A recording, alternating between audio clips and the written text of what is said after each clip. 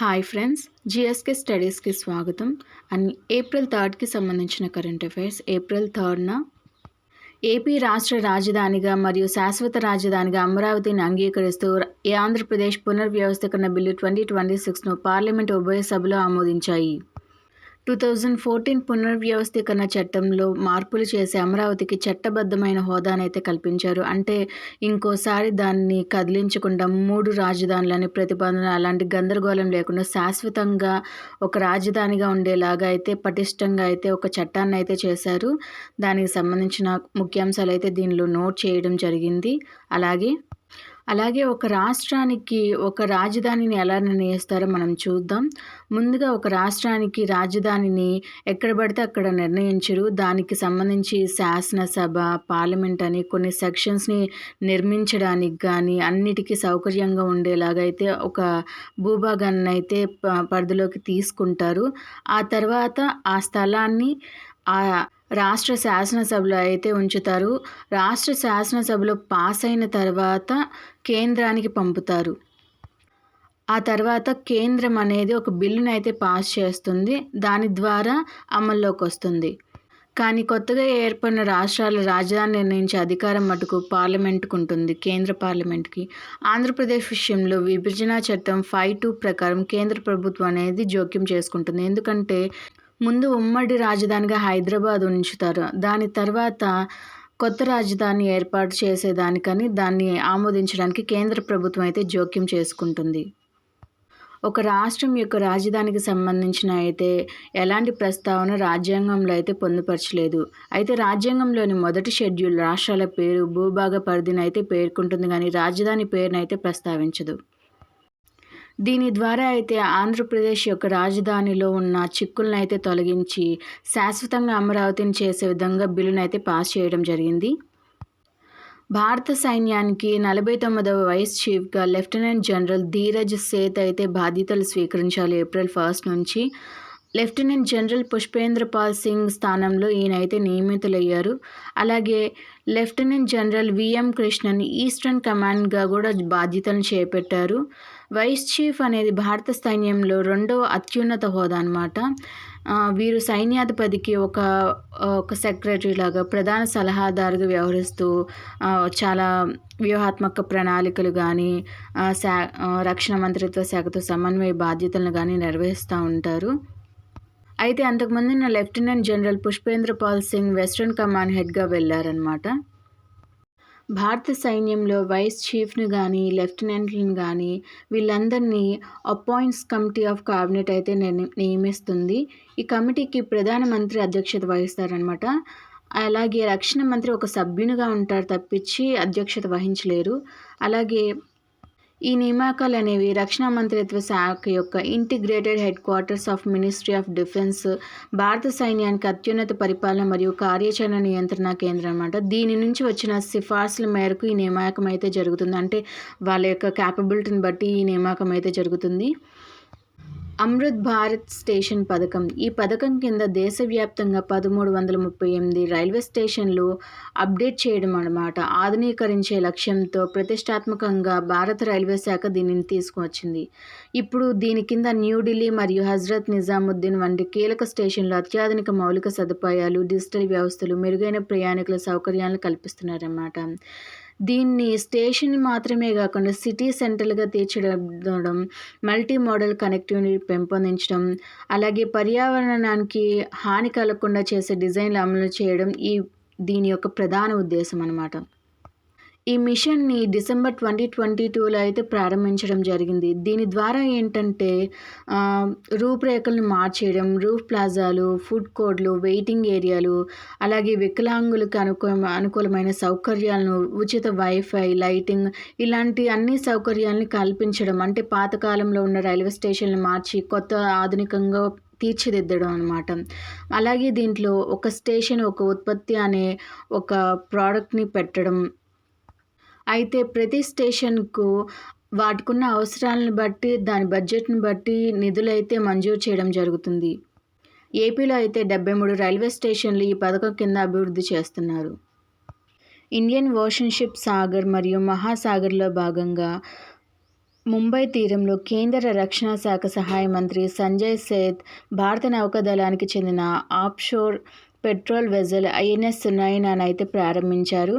ఈ నౌకలో భారత నౌకాదళ సిబ్బందితో పాటు 16 మిత్ర దేశాల నౌకాదళ ప్రతినిధులు కూడా ప్రయాణించడం విశేషం. దీని పని ఏంటంటే తీర ప్రాంత గస్తీ అంటే కోస్టల్ పెట్రోలింగ్ చేస్తూ ఉంది. సముద్ర మార్గాల నిఘాలు, ఆఫ్షోర్ ఆస్తుల రక్షణ, నౌకాదళానికి సహాయంగా ఉన్నది. ఎప్పటికప్పుడు ఇన్ఫర్మేషన్ ఇస్తూ ఉన్నది. అలాగే ఎలాంటి ఇబ్బందులు లేకుండా చేస్తూ ఉన్నది అనమాట. ఇది ప్రస్తుతం కొచ్చి ప్రధాన కేంద్రంగా ఉన్న సదరన్ నావల్ కమాండ్ పరిధిలో పనిచేస్తూ ఉన్నది. దీన్ని అయితే 2013 అక్టోబర్ 15న నావికాదళంలో అయితే చేర్చడం జరిగింది.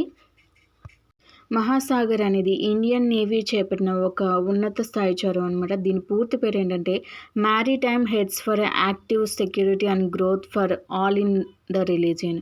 ఒక్కోసారి ఎగ్జామ్స్లో దీని అబ్రివేషన్ కూడా అడుగుతూ ఉంటారు. దీని ద్వారా ఏంటంటే హిందూ మహాసముద్రంలో ఉన్న పొరుగు దేశాలతో మనం ఐక్యతగా ఉండడం, ఏదైనా సహకారాన్ని పెంపొందించుకోవడం అనమాట. దీనిలో 25 దేశాలు అయితే సభ్యత్వం ఉంటాయి. మిగిలిన కొన్ని దేశాలు అయితే పర్యవేక్షిస్తూ ఉంటాయి అన్నమాట ఏమేమి చేస్తున్నారు అని. దీని కింద ఇండియన్ నేవీ తరచుగా ఉన్నత స్థాయి వర్చువల్ సమావేశాలు నిర్వహిస్తూ ఉన్నది. నవంబర్ 2024లో అయితే దీని 3వ ఎడిషన్ జరిగింది. హిందూ మహాసముద్ర ప్రాంతంలో భారతదేశం తన ఉనికిని మిత్ర దేశాలతో ఉన్న సంబంధాలను బలోపేతం చేయడమే దీని ప్రధాన ఉద్దేశం. అలాగే భారత నౌకాదళం ఇంకొక ఎక్సైజ్ని కూడా విజయవంతంగా నిర్వహించింది. అదేంటంటే IONS మ్యారిటైమ్ ఎక్సైజ్ TTX 2026.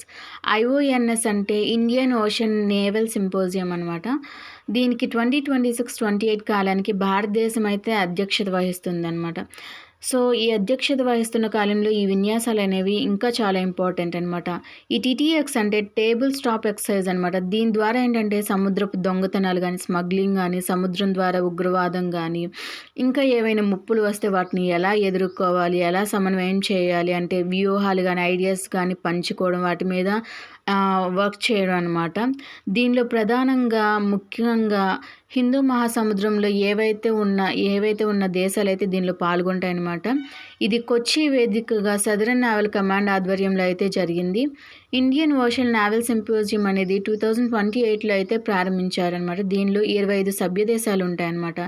అయితే మిగిలిన కొన్ని దేశాలు అయితే పరిశీలక దేశాలుగా అంటే అబ్జర్వేషన్ నేషన్స్గా అయితే ఉంటాయన్నమాట. దీని ద్వారా ఏంటంటే హిందూ మహాసముద్ర తీర ప్రాంత దేశాల మధ్య సముద్ర సహకారాన్ని పెంపొందించడం అనమాట. దీనికి అధ్యక్ష బాధ్యతలు అయితే ప్రతి 2 సంవత్సరాలకు ఒకసారి మారుస్తూ ఉంటారు అనమాట. అంటే ఈ 2 సంవత్సరాలు భారతదేశం అయితే నెక్స్ట్ 2 ఇయర్స్ అనేది వేరే దేశం అయితే బాధ్యత తీసుకునేది అనమాట. అయితే భారతదేశానికి 16 సంవత్సరాల తర్వాత మళ్ళీ అధ్యక్షత బాధ్యత అనేది వచ్చిందనమాట. ఈ బాధ్యతలు అనేవి 9వ కాంక్లేవ్ ఆఫ్ చీఫ్స్లో భారత నౌకాదళం థాయిలాండ్ నుండి అయితే ఈ బాధ్యతల్ని స్వీకరించింది. దీని ద్వారా ఏంటంటే హిందూ మహాసముద్రంలో ఏవైతే పొరుగు దేశాలు ఉంటాయో వాళ్ళ మధ్య సమన్వయం చేసుకోవడం, సహకారాన్ని పెంపొందించుకోవడం, వేరే దేశాలు వస్తే మనం ఐక్యతగా ఉండడం, అలాగే నెట్వర్క్ను కానీ, ఐడియాస్ని కానీ, ఇంకా వాటిని పంచుకోవడం అనమాట దీని ప్రధాన ఉద్దేశం. గుజరాత్లోని కచ్ ప్రాంతంలో దాదాపు 10 ఏళ్ల తర్వాత ఒక గ్రేట్ ఇండియన్ బస్టర్డ్ అనే ఒక పక్షి అయితే పిల్లకు జన్మనిచ్చింది. దీనిలో ఇంపార్టెన్స్ ఏంటంటే ఇది చాలా అంతరించిపోతున్న పక్షి అనమాట. దీని సంఖ్య అంటే 150 కంటే తక్కువగా ఉంది. ఎందుకంటే ఆవాసాలు కోల్పోవడం, విద్యుత్ తీగల వల్ల కానీ, వేట వల్ల కానీ ఇవి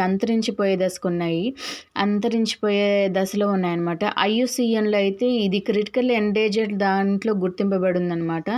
so wild life institute of India మరియు కేంద్ర పర్యావరణ మంత్రిత్వ శాఖ సంయుక్తంగా చేపట్టిన జంప్ స్టార్ట్ అప్రోచ్ అనే ఒక వినూత్న సంరక్షణ పద్ధతి ద్వారా అయితే ఇవి అయితే ఇప్పుడు మళ్ళీ పుంజుకుంటున్నాయి అన్నమాట. సో ఒకవేళ ఉన్నా కానీ మళ్ళీ ఈ సమస్యల వల్ల అయితే వీటి సంఖ్య ఎక్కడ పోతుందనే టెన్షన్ కూడా ఉంది. అలాగే దీనికి సంబంధించిన కొన్ని ముఖ్యాంశాలు ఏంటంటే ఇది గ్రేట్ ఇండియన్ బస్టర్డ్. దీన్ని స్థానికంగా అయితే గోడవాన్ అని పిలుస్తారు. అలాగే దీన్ని రాజస్థాన్ యొక్క రాష్ట్ర పక్షిగా కూడా ఉంది. దీని యొక్క ప్రధాన నివాసం రాజస్థాన్లోని డెజర్ట్ నేషనల్ పార్క్ వీటి ప్రధాన నివాసం. ఇవి మామూలుగా పక్షిగడ్డి భూములు మళ్ళీ ఆంధ్రప్రదేశ్, గుజరాత్, మహారాష్ట్రలోనే పొడిగడ్డి మైదానాల్లో అయితే కనిపిస్తూ ఉంటాయి.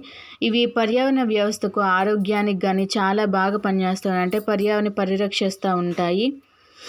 దీనివల్ల ఎకోసిస్టమ్ అనేది బాగా పనిచేస్తుందని అర్థం. ఇవి కనుక పుంజుకుంటే గనక, ఇంకా మెరుగవుతుంటే గనక చాలా పర్యావరణానికి చాలా మంచి జరుగుతున్నట్టే లెక్క. ఇండియన్ ఎయిర్ ఫోర్స్‌కి సంబంధించి భారత వైమానిక దళం తన మిగ్-29 యుద్ధ విమానాల అమ్ముల పొదిలో అత్యాధునిక అస్త్రామ్ క్షిపణులను చేర్చడం ద్వారా తన గగనతల పోరాట సామర్థ్యాన్ని అయితే మరింత పెంచుకుంది. సో, ఈ వెపన్ ద్వారా ఏందంటే శత్రు విమానాలు వేడిని పసిగట్టి దాడులు చేసేసి హీట్ సీకింగ్ మరియు ఫైర్ అండ్ ఫర్గెట్ రకానికి చెందిందనమాట. ఇది పాత రష్యన్ ఆర్-73 క్షిపణుల స్థానంలో రానున్న ఈ అస్త్రం మాక్ 3 కంటే ఎక్కువ వేగంతో 25 కిలోమీటర్ల కంటే ఎక్కువ దూరంలో ఉన్న లక్ష్యాలనైతే ఛేదించగలదు. ఇప్పటికే ఎల్సీఏ తేజస్ మరియు జాగ్వార్ యుద్ధ విమానాలు వాడుకలో ఉన్న ఈ క్షిపణులను భారత డైనమిక్స్ లిమిటెడ్ మరియు ఎంబీడీఏ ఒప్పందం ప్రకారం మేక్ ఇన్ ఇండియా భాగంలో భారత్లోనే అసెంబ్లీ మరియు టెస్టింగ్ అయితే చేయనున్నారు. అంటే భారత్లోనే వీటి మేకింగ్ కానీ అన్ని టెస్టింగ్ కానీ జరుగుతూ ఉంటాయి. దీని ద్వారా ఏంటంటే యుద్ధ విమానాల్లో అప్డేట్ చేయడం, ఆధునికతతో ఉండడం, రక్షణ రంగంలో పోటీగా ఉండడం అన్నమాట. సో, అస్త్రామ్‌కి సంబంధించిన కొన్ని ముఖ్యాంశాలు ఏంటంటే దీన్ని advanced short range air to air missile అనమాట. ఇది తక్కువ పరిధిలో అంటే కింద నుంచే గాల్లో నుంచి గాల్లోకి ప్రయోగించే క్షిపణి అనమాట. దీన్ని ఎంబీడీఏ అనే సంస్థ అయితే అభివృద్ధి చేసింది. ఇది 4వ తరం క్షిపణిగా అయితే పరిగణించబడుతుందనమాట. ఇదేంటంటే ఫైర్ అండ్ ఫర్గాట్ అంటే ప్రయోగించి మర్చిపోవచ్చు అనమాట. కానీ ఇది లక్ష్యం నిర్దేశిస్తే గనక దానంతట అదే లక్ష్యాన్ని చేరుకుంటుందన్నమాట. ఇందులో lock and before launch, lock and after launch అనే 2 పద్ధతులు అయితే ఉంటాయన్నమాట. ఇది 87 కిలోగ్రాములు, 2.9 మీటర్స్ ఇలాంటివన్నీ ఉంటాయన్నమాట. దీనికి సంబంధించి అయితే ఎగ్జామ్స్లో అయితే ఖచ్చితంగా బిట్ అయితే అడుగుతారు. అంటే ఈ మధ్య లాంచ్ చేసిన యాడ్ చేసిన అస్త్రం కానీ దాన్ని అలాగే దీని యొక్క అబ్రివేషన్ కూడా అడుగుతూ ఉంటారు, ఛాన్స్ ఉంది. సో, ఖచ్చితంగా నోట్ చేసుకోండి. బీహార్ అత్యధిక కాలం ముఖ్యమంత్రిగా పనిచేసిన నితీష్ కుమార్ రాజ్యసభకు ఎన్నికైన నేపథ్యంలో తన శాసనమండలి సభ్యత్వానికైతే రాజీనామా చేశారు. దీని ద్వారా ఏంటంటే భారతదేశంలోని అత్యున్నత మరియు రాష్ట్ర స్థాయి 4 చట్టసభల్లో లోక్సభ, రాజ్యసభ, విధానసభ మరియు విధాన పరిషత్ సభ్యుడిగా పనిచేసిన అతి కొద్ది మంది నాయకుల సరసన చేరారనమాట.